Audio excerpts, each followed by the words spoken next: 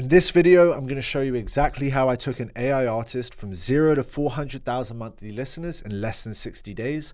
Hopefully this inspires you and doesn't piss you off. But without further ado, how we did it. So we'll cover the release strategy behind it, the marketing strategy behind it, and why it worked. And for a bonus, I'll show you how to apply this to your music. Even if you're not an AI artist, this can still work for you. And there's a little check that we got very recently for the last 3 months of streaming revenue. So, it's not just streams coming through, but it's actual money hitting his bank account as well. I'll tuck into the Spotify for Artists now so you can have a little look at the behind the scenes. So here we are from January 1st to March 8th, and you can see a massive explosion here in his streams. We also got a huge rise in the listeners, peaking at 393.5k. The followers also jumped up from practically nothing to 4,000, and we were just generating thousands and thousands of saves, thousands of playlist ads every single day. The stream per listener ratio was crazy.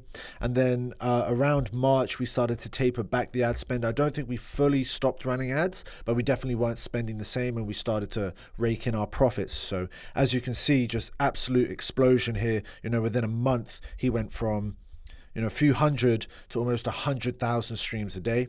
And I'll also show you right here, the algorithmic engagement is absolutely insane as well.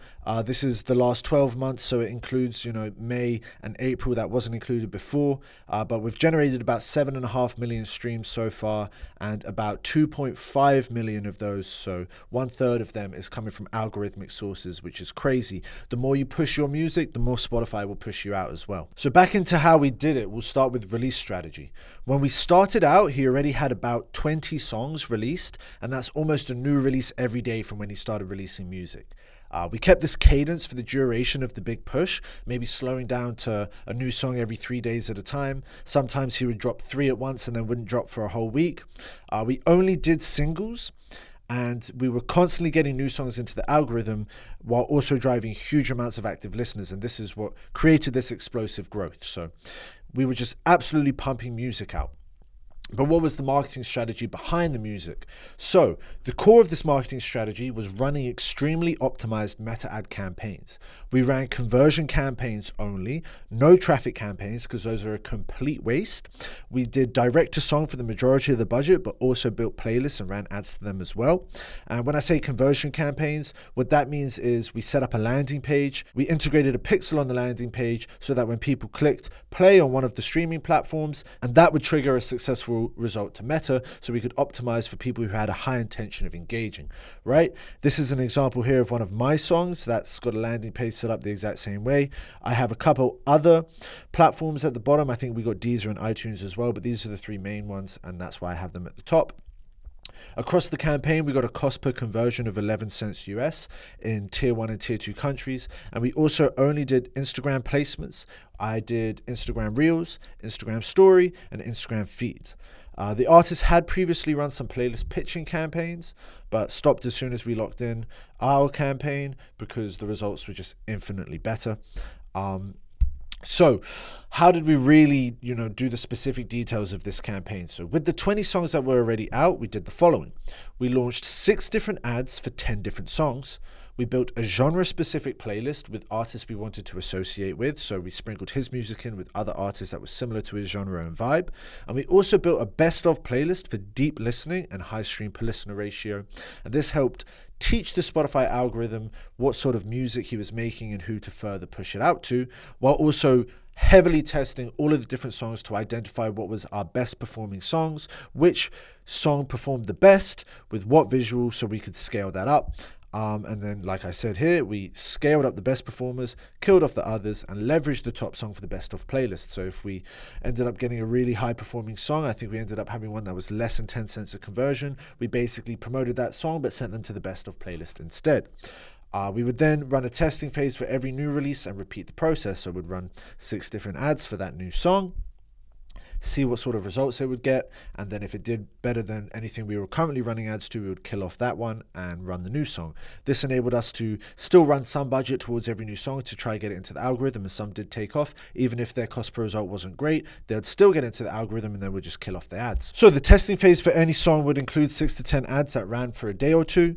Within the 6 to 10 ads, we would test different parts of the song with different visuals. So for example, we'd do 3 song parts with 3 visuals. This is what moves the needle the most when you're trying to really optimize your campaigns. It's not detailed targeting, trying to target fans of certain genres or certain artists. It's really the creatives paired with the parts of the song. So testing different visuals with different parts of the song and finding what part of the song with what visual is landing the best in the market is always going to be the best thing to test. And that's why I only really target Spotify when I do target for detailed targeting.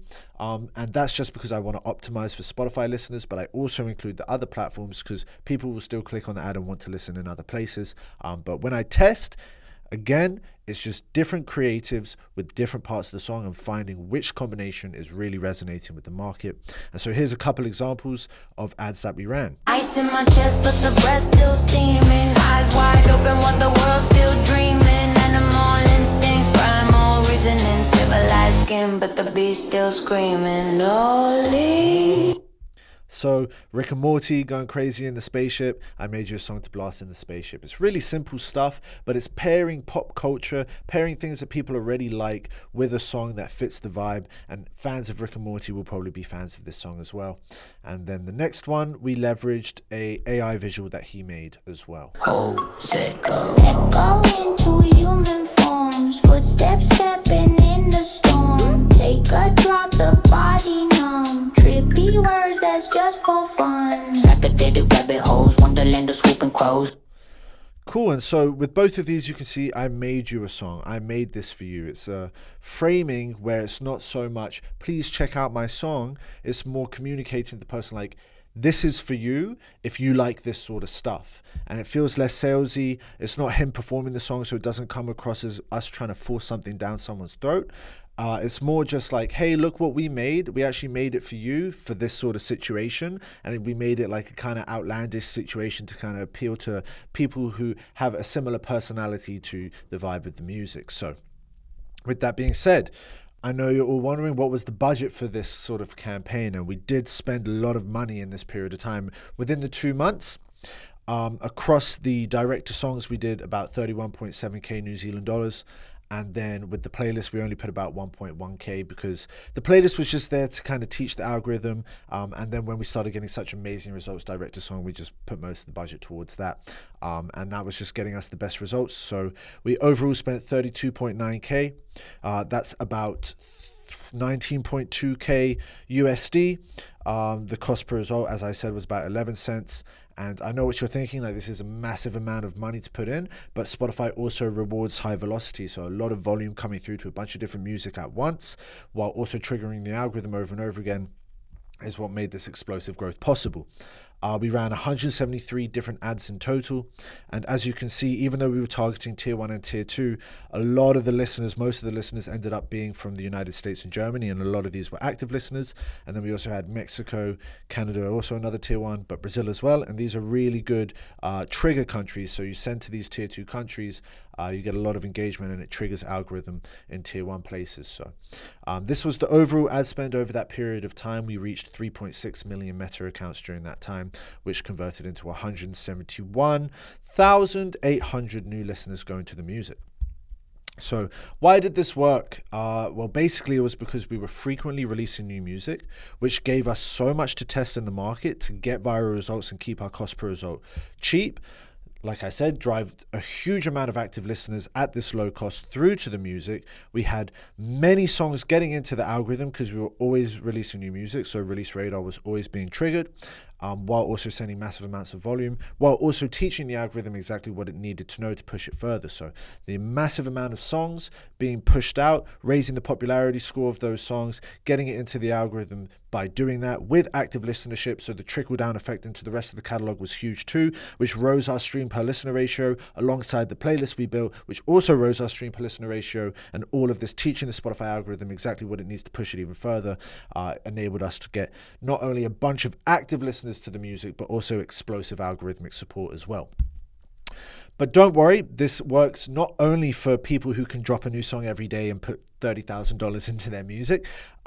This has worked for me too, and you can see I've managed to grow to about 40,000 streams a day with the exact same strategy across all of my catalog as well. And this is also translating through to YouTube Music and Apple Music, just like it did with him.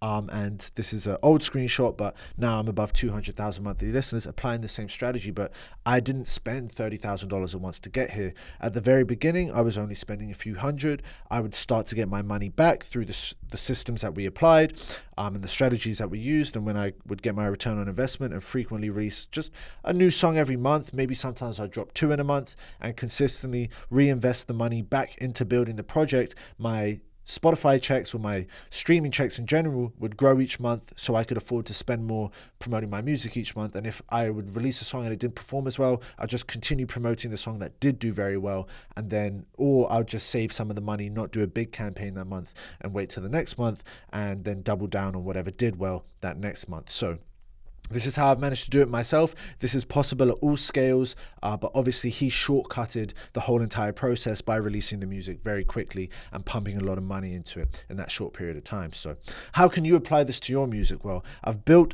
a system called the Independent Mastermind Method, and this leverages the exact same strategies that we used for him at all levels of artistry. So if you have 100 listeners, this can still work for you.